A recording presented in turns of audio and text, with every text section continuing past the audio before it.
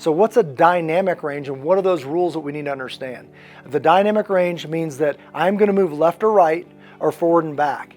That line is at the shooter or shooters, and there's a way to keep it safe. I see a lot of people that just start shooting guns, and then they start walking around and shooting guns, and then they walk around with other people shooting guns, and they're violating those safety rules, and now you're asking for a problem. It's very dangerous to do that.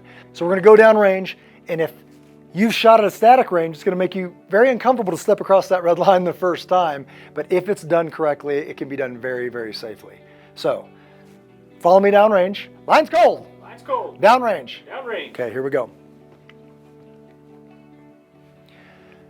Now, why did I say that? Line's cold, line's hot. Line's hot means you can touch your gun. Line's cold, you cannot touch it. It can't be in your hand, it should be in your holster, in your case, whatever, but you can't be handling a firearm. Definitely not shooting on a cold range. So when you say line's cold, and then you say downrange, saying you're intending to walk downrange, everybody repeats it, then there's a pause, then you take a step across that line. Once everybody comes over here, I can run a dynamic range with a person, a shooter right here, that is controlled by the dynamic range safety officer. It means you're checked off that you understand how to safely do this, all the rules and angles that go along with that responsibility. So I can be with a shooter, they can go behind the barricade, behind another barricade, always shooting downrange, and that line, it's not a red one, it's an imaginary line, moves with the shooter that is controlled by the DRSO.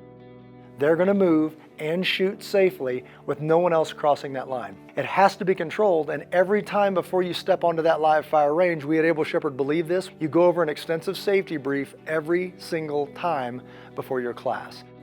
So what are the benefits of a dynamic range? If you stand there and shoot with a firearm, that is a very sterile, very limited capability.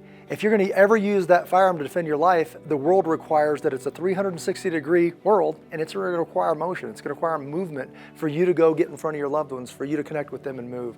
So I think that your training should be as realistic as possible, and a lot of people stand there in a static range, shoot holes in paper, and claim they can do protective services, say in a church or a school. Shooting is a part of being a protector, but it's a small part. There's so much more.